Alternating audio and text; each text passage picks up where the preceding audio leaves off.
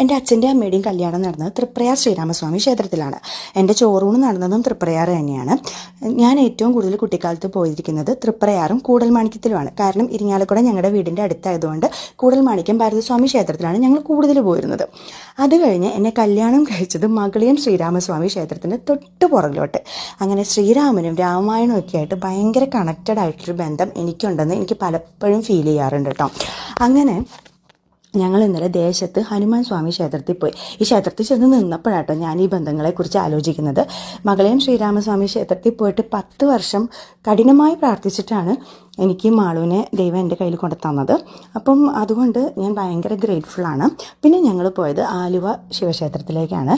അവിടുത്തെ വൈബ് എനിക്ക് എപ്പോഴും ഭയങ്കര ഇഷ്ടമുള്ളൊരു സ്ഥലമാണ്. കാരണം നമ്മൾ ആൻസസ്റ്റേഴ്സിനെയൊക്കെ ഓർക്കുന്നതൊക്കെ അവിടെ വെച്ചിട്ടാണല്ലോ. പിന്നെ ഞങ്ങളൊരു സ്കാൻറ്റീൻ കഴിച്ച് ഇന്നലത്തെ ദിവസം അവസാനിപ്പിച്ചു കേട്ടോ.